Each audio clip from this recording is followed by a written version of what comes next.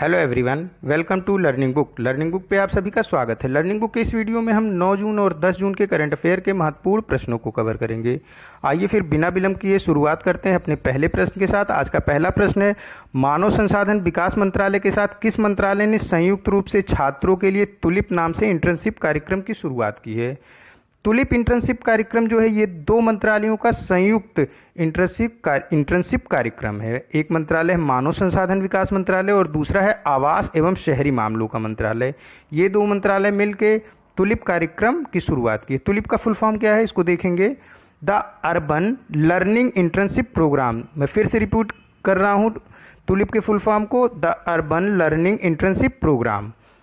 Tulip के अंतर्गत भारत सरकार का जो स्मार्ट सिटी प्रोजेक्ट है उसके लिए ग्रेजुएट यूथ को ट्रेनिंग दी जाएगी और इंटर्नशिप कराया जाएगा। इसके अंतर्गत कई सारे सेक्टर के लिए ट्रेनिंग कराई जाएगी, क्योंकि एक स्मार्ट सिटी बनाने के लिए कई सारे सेक्टर का प्रॉपर तरीके से मैनेजमेंट होना चाहिए। जैसे इन्वायरमेंट से रिलेटेड सेक्टर के लिए स्मार्ट सिटी का जो वाटर मैनेजमेंट हो, स्मार्ट सिटी में इंटरनेट प्रोवाइड कराना है, उसके लिए भी जो है गवर्नमेंट क्या कराएगी, इंटर्नशिप और ट्रेनिंग कराएगी। रोड सिस्टम कैसे डेवलप करना है स्मार्ट सिटी प्रोजेक्ट के लिए, और भी कई सारे सेक्टर हैं इससे रिलेटेड जिसकी गवर्नमेंट ट्रेनिंग और इंटर्नशिप कराएगी। इसके लिए एक तुलिप पोर्टल लॉन्च किया गया है। इस पे जो भी ग्रेजुएट इच्छुक छात्र हैं वो अपना डाटा फिल कर सकते हैं।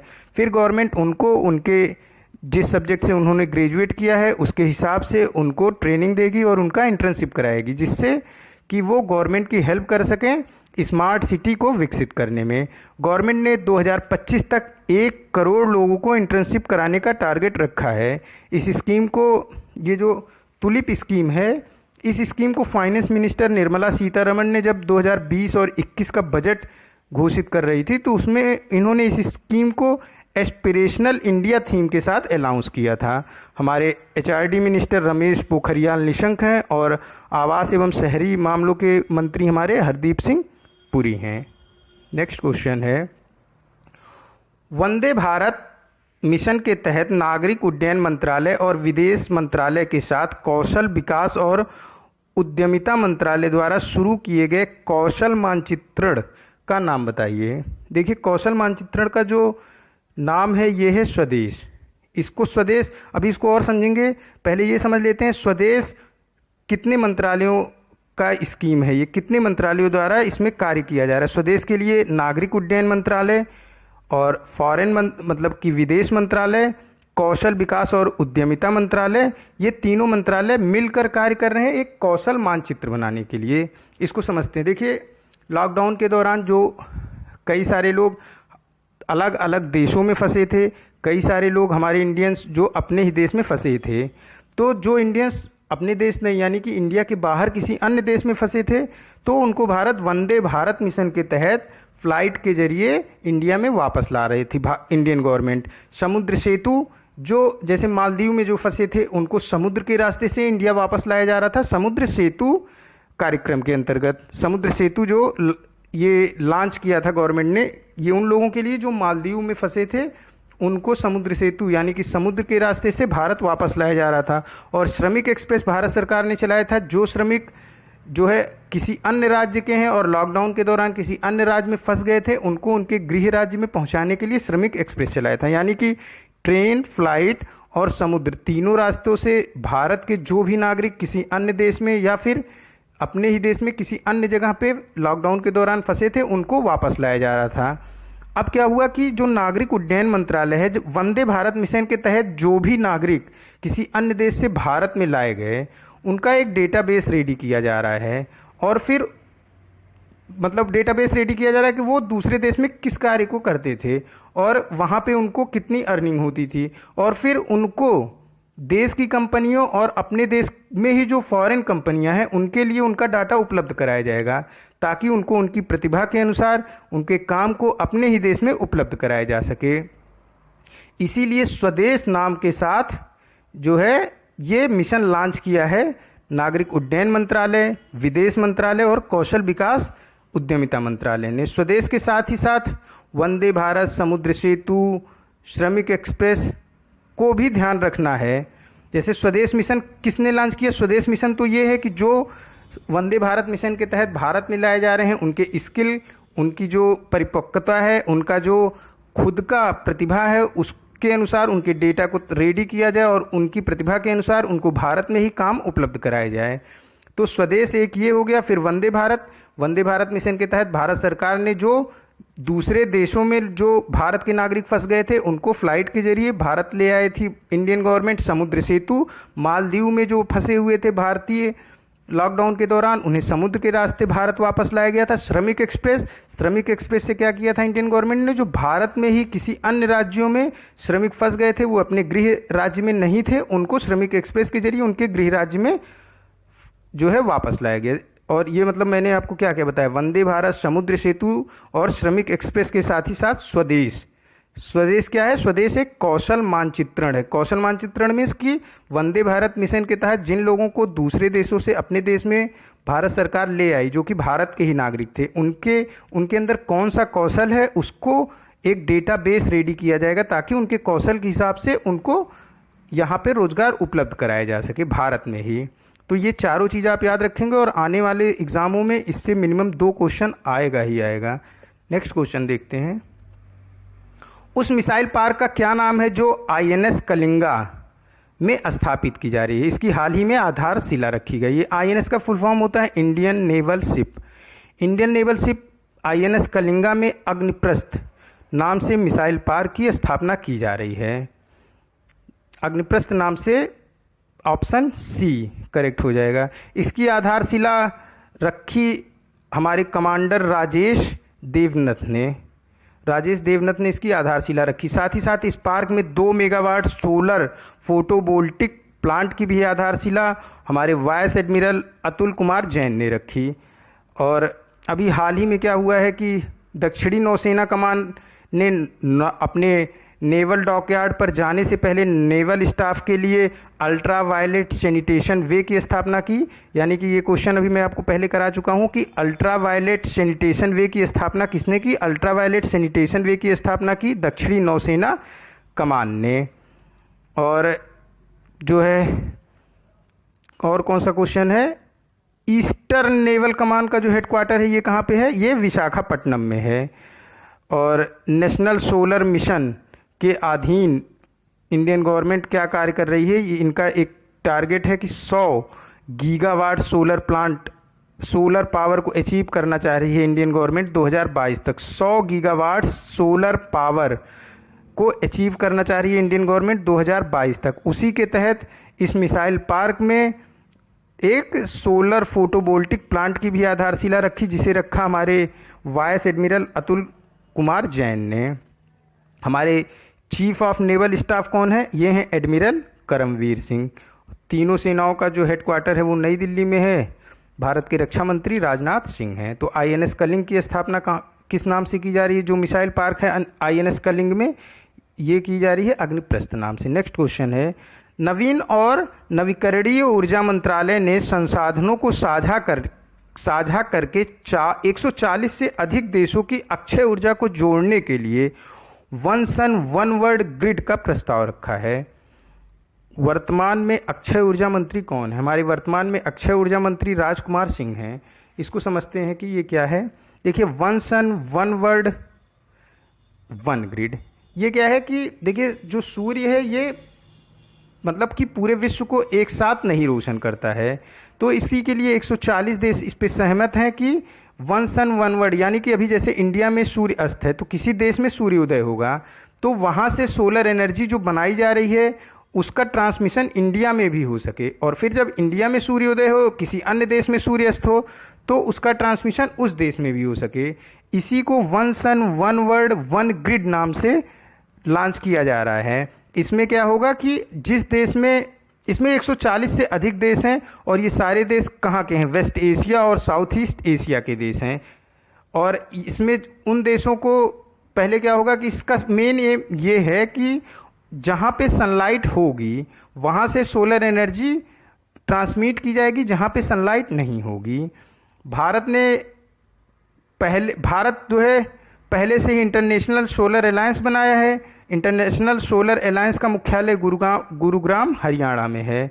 इसका एम क्या है कि 2030 तक पूरे विश्व में 100 gigawatt solar power generation provide करना है। 100 गीगावाट का जो सोलर पावर जनरेट करना है, और सोलर पावर क्षेत्र में $1 ट्रिलियन का निवेश करना भी इंटरनेशनल सोलर अलायंस का लक्ष्य है। अभी जो है मैंने आपको बताया कि भारत सरकार का लक्ष्य है 100 गीगावाट सोलर पावर अचीव करना 2022 तक। लेकिन यहाँ पे क्या है कि 100 गीगावाट जो ये अचीव करना है, ये पूरे विश्व में 2030 तक का अचीवमेंट है इंटरनेशनल सोलर अलायंस का। इंटरनेशनल सोलर अलायंस का हेडक्वार्टर गुरुग्राम हरियाणा में है। सोलर पावर प्रोडक्शन में कर्नाटका पहले स्थान पे है भारत में, तेलंगाना दूसरे और राजस्थान तीसरे स्थान पे। भारत का पहला सौर lift irrigation project Dholpur Rajasthan में हुआ था, और अभी हाल में ही कारगिल में सौर लिफ्ट इरिगेशन प्रोजेक्ट का भी उद्घाटन किया गया है। हमारे सौर ऊर्जा मंत्री राजकुमार सिंह हैं। तो one sun one world one grid समझ में आ गया होगा कि ये वो प्रोजेक्ट है कि 140 से अधिक देशों को इस प्रोजेक्ट के तहत जोड़ा जाएगा, और जिस देश में सन होगा, यानी कि सन पूरे के पूरे विश्व को एक साथ तो रोशन नहीं करता, तो कुछ जगहों पे जहाँ पे सनलाइट होगी वहाँ पे सोलर एनर्जी से एनर्जी बनेगी, और फिर इस एनर्जी को उन देशों में ट्रांसफ़र किया जाएगा जहाँ पे रात होगी। यानी कि जो सरप्लस एनर्जी उस देश की होगी उसे ट्रांसफ़र कर दिया जाएगा उन देशों के लिए जहाँ पे रात होगी। यही है one sun one world one grid project. हमारे नवीन और नवीकरणीय ऊर्जा मंत्री कौन है? राजकुमार सिंह। नेक्स्ट क्वेश्चन है, कृत्रिम बुद्धिमत्ता आर्टिफिशियल इंटेलिजेंस के उपयोग से नैतिक दिशा निर्देशों को स्थापित करने के लिए किस देश ने G7 का एक अंतर्राष्ट्रीय पैनल शामिल किया है? यूएसए ने कृत्रिम बुद्धिमत्ता के उपयोग से नैतिक दिशा निर्देश को स्थापित करने के लिए G7 का अंतर्राष्ट्रीय पैनल शामिल किया है। ऑप्शन सी, यूएसए ने अंतर्राष्ट्रीय पैनल को शामिल किया है कृत्रिम बुद्धिमत्ता के लिए G7 में। यूएसए ऐसा भी माना जा रहा है कि चाइना के खिलाफ अपने आप को आर्टिफिशियल इंटेलिजेंस के लिए और भी अधिक मजबूत करने की दृष्टि से यूएसए ने इस कार्यक्रम को G7 में शामिल किया है।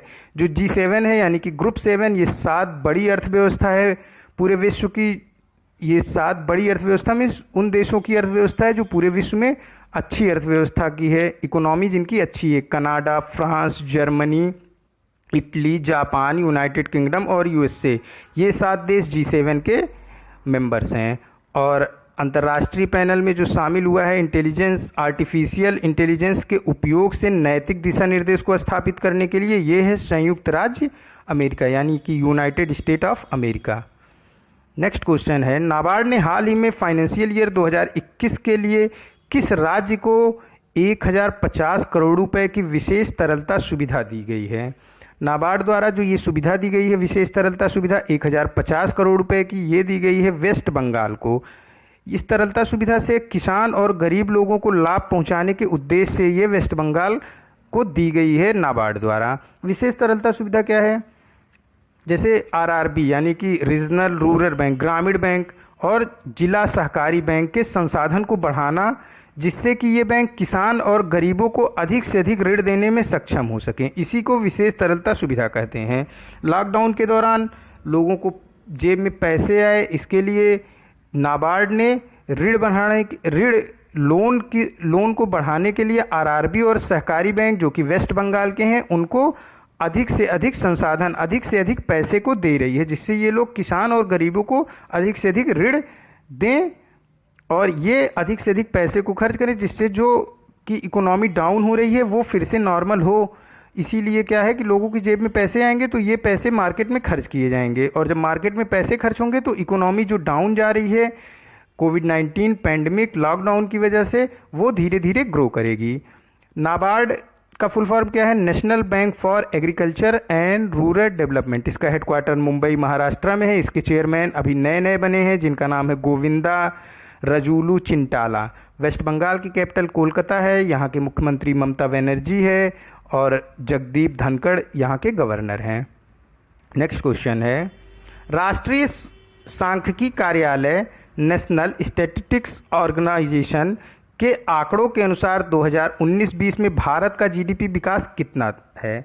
अब देखिए 2019-20 में भारत का जीडीपी विकास यानी कि 1 अप्रैल 2019 से लेकर 31 मार्च 2020 तक भारत का जीडीपी विकास कितना है?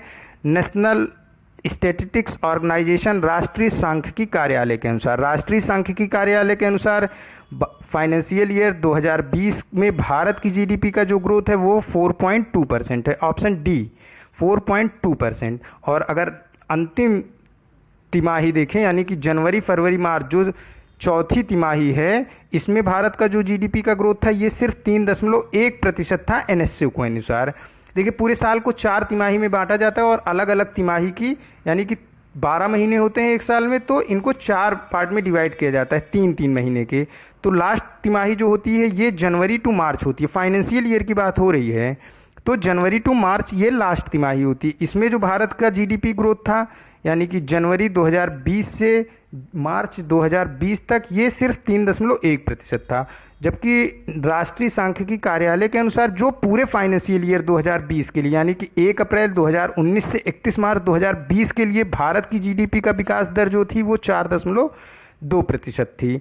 जबकि पिछले वर्ष फाइनेंशियल ईयर 2019 में, जो फाइनेंशियल ईयर 2019 का क्या मतलब हुआ, 1 अप्रैल 2018 से लेकर 31 मार्च 2019 तक जो फाइनेंशियल ईयर चला था उसमें भारत की विकास दर एनएसओ के अनुसार 6.2% थी।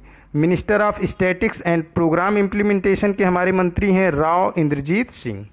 नेक्स्ट क्वेश्चन है, लेखा महानियंत्रक के आंकड़ों के अनुसार 2019-20 में राजकोषीय घाटा जीडीपी का प्रतिशत क्या है? देखिए राजकोषीय घाटा क्या होता है कि गवर्नमेंट जितना खर्च करती है, जैसे जितने विकास के कार्य होते हैं उसमें सरकार को खर्च करना पड़ता है, रोड बनाने में, पुल बनाने में, फिर रेलवे की ट्रैक बनाने में, तो सेंट्रल गवर्नमेंट जितना खर्च करती है उतना अर्न नहीं कर पाती। गवर्नमेंट अर्न कहाँ से करती है? ये रेवेन्यू कलेक्ट करती है गवर्नमेंट टैक्स लगा के, जो जितने सारे टैक्सेस हैं उनसे ये रेवेन्यू को गवर्नमेंट कलेक्ट करती है। लेकिन जब गवर्नमेंट का जो खर्चा है वो ज़्यादा होता है टैक्स कलेक्शन से, तो इसे क्या कहा जाता है? इसे राजकोषीय घाटा कहा जाता है। तो राजकोषीय घाटा जीडीपी का कितना प्रतिशत है? कैग के अनुसार जीडीपी का ये 4.6% है, 4.2% था। एनएसओ के अनुसार भारत का जीडीपी विकास दर फाइनेंशियल ईयर 2020 में कैग के अनुसार 4.6% राजकोषीय घाटा है भारत सरकार का जो है 2019-20 में। जबकि कैग ने पहले कितना एस्टिमेट किया था इसको? पहले कैग ने कहा था कि भारत का जो राजकोषीय घाटा होगा वो 3.8% होगा। ये बढ़ गया 3.8% से ये बढ़ के 4.6% हो गया, क्योंकि रेवेन्यू कलेक्शन गवर्नमेंट उतनी अच्छी तरीके से नहीं कर पाई, क्योंकि लॉकडाउन था। लॉकडाउन के दौरान सभी लोग घरों से नहीं निकल रहे थे, तो कई सारे रेवेन्यू कलेक्शन में गवर्नमेंट को प्रॉब्लम हुई। इसलिए ये सीधा राजकोषीय घाटा 3.8% जो कि पहला अनुमान था कैग का, वो बढ़ के 4.6% हो गया। हमारे जो कैग लेखा महानियंत्रक हैं ये हैं सोमा राय बर्मन, ये ऑप्शन में यहाँ पे ब्रैकेट में लिखा भी हुआ है, सोमा राय वर्नर हमारे जो है कैग महानियंत्रक है भारत के, और कैग का ऑफिस नई दिल्ली में है। नेक्स्ट क्वेश्चन है, उद्योग और आंतरिक व्यापार DPIIT के संवर्धन विभाग के अनुसार फाइनेंशियल ईयर 2019-20 में भारत के कुल FDI में वृद्धि क्या है? Department for promotion of industries and internal trade के अनुसार DPIIT का क्या फुल फॉर्म है? Department for promotion of industries and internal trade के अनुसार जो भारत में FDI में वृद्धि हुई है फाइनेंशियल ईयर 2019-20 में, ये हुई है 18% की। अगर इसको हम रुपए में कन्वर्ट करेंगे तो ये है 73.46 US billion dollar, 73.46 US billion dollar. 18% की FDI में वृद्धि हुई है भारत में 2019-20 में। और जो हमारा DPIIT ये ministry of commerce and industries के अंतर्गत कार्य करता है। हमारे ministry of commerce and industries Piyush Goyal हैं, जो कि हमारे रेलवे मंत्री भी हैं। तो 18% की भारत में GDP में वृद्धि हुई है इस वर्ष पिछले वर्षों के कंपेयर में। नेक्स्ट क्वेश्चन है, नवीनतम डेटा के अनुसार कौन सा देश भारत का सबसे बड़ा इक्विटी एफडीआई स्रोत बन गया है? भारत का सबसे बड़ा इक्विटी एफडीआई स्रोत बना है सिंगापुर। यानी कि सिंगापुर भारत में सबसे अधिक निवेश किया है सिंगापुर ने भारत में पिछले लगातार 2 वर्षों से। इस साल जो सिंगापुर का निवेश है वो है 14.67 बिलियन यूएस डॉलर। कुल जो है भारत में निवेश हुआ 73.46 बिलियन यूएस डॉलर का, जिसमें से 14.67 बिलियन यूएस डॉलर का निवेश किया सिंगापुर ने। जबकि सिंगापुर का अगर हम पिछली बार से कंपेयर करेंगे, ये तो 19-20 में सिंगापुर ने 14.67 बिलियन यूएस डॉलर का निवेश किया। सिंगापुर ने पिछली बार भी भारत में सबसे ज़्यादा निवेश किया था, लेकिन पिछली बार का जो निवेश था वो इस बार की निवेश से ज़्यादा है। पिछली बार सिंगापुर ने यानी कि 2018-19 में सिंगापुर ने भारत में 16.22 बिलियन यूएस डॉलर का निवेश किया था। और इस वर्ष सिंगापुर तो टॉप पे है, लेकिन ये खुद के अगर सिंगापुर से ही कंपेयर करेंगे तो 2018-19 की तुलना में 2019-20 में इसने कम यूएस बिलियन डॉलर का निवेश भारत में किया है। लेकिन फिर भी सिंगापुर भारत में सबसे अधिक एफडीआई यानी कि फॉरेन डायरेक्ट इन्वेस्टमेंट स्रोत बना है। सबसे अधिक एफडीआई, सबसे अधिक निवेश सिंगापुर ने ही किया है। सिंगापुर विषुवत रेखा यानी कि इक्वेटर लाइन के सबसे करीब है। इक्वेटर लाइन कुल देखिए, अगर आप ज्योग्राफी पढ़ते हैं तो उसमें देखेंगे कि इक्वेटर लाइन जो एशिया के 2 देशों से गुजरती है। वो कौन कौन से देश हैं? एक है इंडोनेशिया और दूसरा देश कौन सा है? मालदीव। लेकिन अगर क्वेश्चन ये आता है कि इक्वेटर लाइन, एशिया के इक्वेटर लाइन से कौन सी राजधानी एशिया की सबसे नज़दीक है? ये गुजरता तो इंडोनेशिया और मालदीव से है। इंडोनेशिया की राजधानी जकार्ता है और मालदीव की राजधानी माले है। लेकिन अगर ये क्वेश्चन आता है कि इक्वेटर लाइन से सबसे अधिक कौन सी राजधानी है एशिया की, तो ऑप्शन होता है सिंगापुर। सिंगापुर राजधानी का नाम है, जबकि अगर सिंगापुर देश का पूरा नाम बोलें तो ये रिपब्लिक ऑफ सिंगापुर है। रिपब्लिक ऑफ सिंगापुर की राजधानी क्या है? सिंगापुर। नेक्स्ट क्वेश्चन है, और सिंगापुर भारत में सबसे अधिक एफडीआई निवेश करने वाला देश बना लगातार दूसरे वर्ष। ओरिएंटल बीमा कंपनी के नए सीएमडी के रूप में कौन नियुक्त हुआ है? ओरिएंटल बीमा कंपनी के नए सीएमडी के रूप में नियुक्त हुई हैं एस.एन. राजेश्वरी। ये ओरिएंटल बैंक की नई सीएमडी होंगी। इन्होंने AB.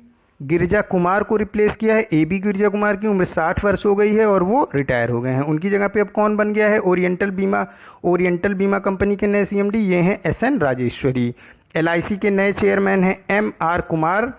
Punjab housing Finance Limited के जो नए सीईओ हैं ये कौन हैं? ये हैं Neeraj Vyas. Punjab National Housing Finance Limited CEO नए सीईओ नीरज व्यास, एलआईसी के चेयरमैन हैं एम.आर. कुमार और एस.एन. राजेश्वरी बन गई हैं ओरिएंटल बीमा कंपनी की नई सीएमडी। इन्होंने रिप्लेस किया है ए.वी. गिरजा कुमार को, जो कि रिटायर हो गए हैं। 60 वर्ष एज उनकी पूरी हो चुकी है। नेक्स्ट है, पावर फाइनेंस कंपनी के नए सीएमडी कौन है? पावर फाइनेंस कंपनी के नए सीएमडी रविंद्र सिंह ढिल्लों हैं।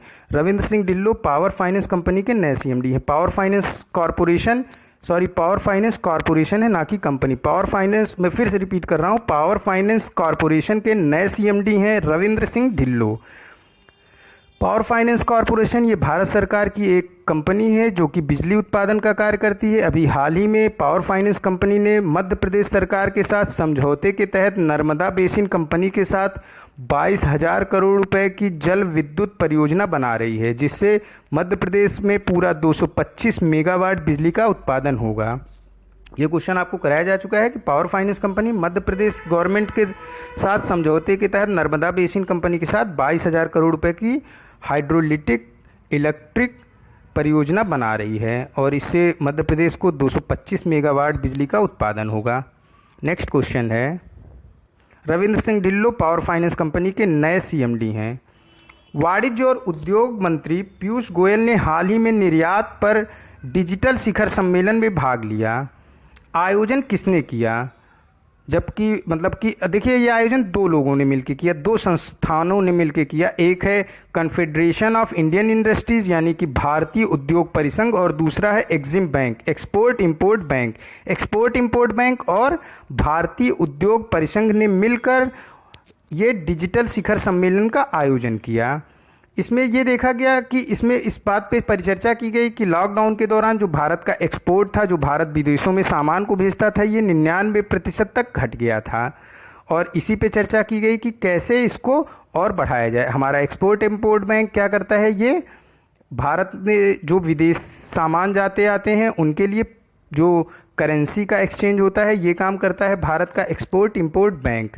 और CII ये है कन्फेडरेशन ऑफ इंडियन इंडस्ट्रीज़, ये इसका जो कार्यालय है ये नई दिल्ली में है। इसके डायरेक्टर कौन है, चंद्रजीत बनर्जी इसके डायरेक्टर हैं। एक्सिम बैंक का मुख्यालय मुंबई में है और डेविड रस्किन्हा इसके क्या हैं, चेयरमैन है। डेविड रस्किन्हा एक्सिम बैंक के चेयरमैन हैं और इसका जो हेडक्वार्टर है ये मुंबई में है। एक्सिम बैंक और भारतीय उद्योग परिसंघ ने मिलकर एक डिजिटल शिखर सम्मेलन का आयोजन किया, जिसमें इस बात पे परिचर्चा की गई कि 99% का कंस्ट्रक्शन यानी कि 99% तक एक्सपोर्ट कम हुआ है लॉकडाउन के दौरान। और इसमें संबोधन किसने किया, संबोधन किया हमारे उद्योग मंत्री पीयूष गोयल ने, वाणिज्य और उद्योग मंत्री पीयूष गोयल। और यही हमारे भारतीय रेलवे के भी मिनिस्टर हैं, यानी इंडियन रेलवे के जो मंत्री हैं, भारतीय रेल के मंत्री हैं, ये भी पीयूष गोयल हैं और वाणिज्य और उद्योग मंत्री भी पीयूष गोयल ही हैं।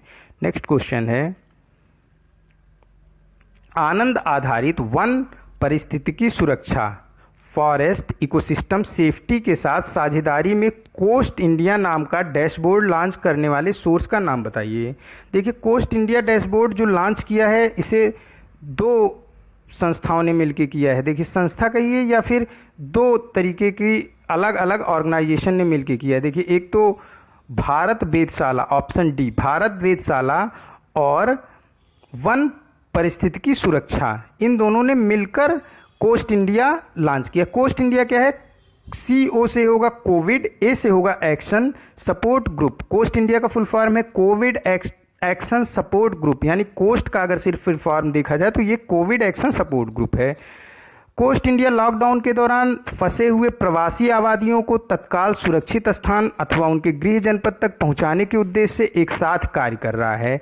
यह कार्य इंडिया ऑब्जर्वेटरी भारत वेधशाला को इंग्लिश में बोलते हैं, इंडिया ऑब्जर्वेटरी और फॉरेस्ट इकोलॉजिकल सिक्योरिटी अपने वॉलेंटियर के जरिए कर रहा है। यानी कि इंडिया ऑब्जर्वेटरी और फॉरेस्ट इकोलॉजिकल सिक्योरिटी, वन परिस्थितिकी सुरक्षा, ये दोनों मिलकर, इनके जो वॉलेंटियर हैं वो ये मिलकर काम कर रहे हैं कि लॉकडाउन के दौरान जो प्रवासी हैं वो किसी अन्य जगहों पे फंसे हैं तो उनको सुरक्षित स्थान पे पहुंचाया जा रहा है, उनके क्वारंटीन की व्यवस्था की जा रही है, उनके लिए खाने पीने की व्यवस्था कर रहे हैं, ये दोनों ऑर्गेनाइजेशन एक साथ मिलकर। अब कौन कौन से हैं ये दोनों ऑर्गेनाइजेशन देख लेते हैं। इंडिया ऑब्जर्वेटरी, ये London school of economics and politics science का एक रिसर्च यूनिट है। India observatory London school of economics and political science का एक रिसर्च यूनिट है या रिसर्च ग्रुप है। जबकि फॉरेस्ट इकोलॉजिकल सिक्योरिटी ये एक नॉन प्रॉफिटेबल NGO है। ये NGO गुजरात का NGO है। ये Rajasthan, Andhra Pradesh, Karnataka, Orissa, Madhya Pradesh, Gujarat, north east India में इकोलॉजी रिलेटेड कार्य करती है। और फॉरेस्ट इकोलॉजिकल सिक्योरिटी और इंडियन ऑब्जर्वेटरी दोनों मिलकर क्या किए हैं, कोस्ट इंडिया नाम के डैशबोर्ड को लॉन्च किया है। इस पे इन लोगों ने अपील की है कि जो भी प्रवासी कहीं पे फंसे हुए हैं वो इस डैशबोर्ड पे जाके अपने नाम को दर्ज करें, हमारे वॉलंटियर वहां पहुंच के उनको सुरक्षित स्थान पे पहुंचाएंगे। और जो फॉरेस्ट एंड इकोलॉजिकल सिक्योरिटी है, इसके फाउंडर हैं जगदीश राव। नेक्स्ट क्वेश्चन है, योगेश गौर जिनका हाल ही में निधन हो गया वो एक प्रसिद्ध थे। योगेश गौर जिनका हाल ही में निधन हुआ है ये एक प्रसिद्ध गीतकार थे और फिल्मी जगत में इन्हें सिर्फ योगेश नाम से जाना जाता था। इनका जन्म लखनऊ में हुआ था, जबकि इनका निधन जो हुआ है ये 77 वर्ष की आयु में मुंबई में हुआ है। तो इसमें देखिए, ये क्वेश्चन मैं इस तरीके से इसलिए बनाता हूँ कि इनके बारे में सब कुछ पता हो जाए, जबकि ये क्वेश्चन एग्जाम में जनरली ऐसे पूछे जाते हैं, योगेश गौर जो कि हाल में ही चर्चा में थे ये किस क्षेत्र से संबंधित थे, तो क्या हो जाता है गीतकार। और चूंकि लखनऊ के हैं तो यूपी के एग्ज़ामों में ये पूछे जाने की संभावना प्रबल हो जाती है, क्योंकि इनका जन्म लखनऊ में हुआ था और निधन इनका मुंबई में हुआ है, तो महाराष्ट्र के एग्ज़ाम में भी ये पूछे जाएंगे। और क्योंकि मुंबई फिल्म जगत से भी संबंधित है और योगेश भी फिल्म जगत से संबंधित है, तो ये भी फिल्म जगत मतलब कि मुंबई में पूछे जाने की इसकी संभावना फिल्म जगत के थ्रू भी बन रही है। और लखनऊ में क्यों पूछा जा सकता है, मतलब कि यूपी के एग्ज़ाम में, क्योंकि इनका जन्म लखनऊ में हुआ था। नेक्स्ट क्वेश्चन है, तो योगेश गौर गीतकार थे। नो वेब डे 2020 कब मनाया गया? अब देखिए, नो वेब डे क्या होता है? नो वेब डे होता है कि एक देखिए स्मोकिंग होती है जो कि नॉर्मल सिगरेट से की जाती है, एक ई स्मोकिंग होती है जिसमें इलेक्ट्रॉनिक सिगरेट का इस्तेमाल किया जाता है। इलेक्ट्रॉनिक सिगरेट की हानियों को बताने के लिए, इलेक्ट्रॉनिक सिगरेट ना इस्तेमाल करने के लिए, लोगों को जागरूक करने के लिए ही वर्ल्ड वेप डे, नो वेप डे मनाया जाता है। सॉरी, नो वेप डे ये मनाया जाता है ताकि लोगों को ई सिगरेट की हानियों के प्रति जागरूक किया जा सके और लोग ई सिगरेट का इस्तेमाल बंद करें। इसी के लिए पूरे विश्व में नो वेप डे 2020 मनाया गया इस साल 30 मई को। और 31 मई को क्या मनाया जाता है? 31 मई को विश्व तंबाकू निषेध दिवस मनाया जाता है। 31 मई से ठीक एक दिन पहले ई सिगरेट के लिए जो है जागरूक फैलाने के लिए मनाया जाता है। और 30 मई को देखिए तीनों दिन आप याद करिए। देखिए 29 मई को, मतलब कि 29 मई को वर्ल्ड डाइजेस्टिव हेल्थ डे यानी कि विश्व पाचन स्वास्थ्य दिवस मनाया जाता है। जो डाइजेशन करते हैं उससे संबंधित जो भी जागरूकता है उसको फैलाने का कार्यक्रम 29 मई को होता है। वर्ल्ड डाइजेस्टिव हेल्थ डे 29 मई को मनाया जाता है। जबकि 30 मई को क्या मनाया जाता है? वर्ल्ड वेप डे, नो वेप डे मनाया जाता है। वर्ल्ड नो वेप डे मनाया जाता है 30 मई को। इसमें क्या ई सिगरेट की हानियों के प्रति लोगों को जागरूक किया जाता है ताकि लोग इलेक्ट्रॉनिक सिगरेट का इस्तेमाल ना करें। और 31 मई को विश्व तंबाकू निषेध दिवस मनाया जाता है। इस साल जो वर्ल्ड डाइजेस्टिव हेल्थ डे 29 मई को मनाया गया, इसका थीम था गट माइक्रोब अ ग्लोबल प्रोस्पेक्टिव। ये आज का लास्ट क्वेश्चन था ना, ये भी और भी क्वेश्चन है।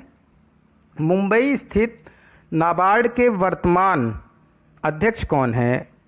मुंबई स्थित नाबार्ड के वर्तमान अध्यक्ष जो हैं ये हैं गोविंद रजूलू चिंताला।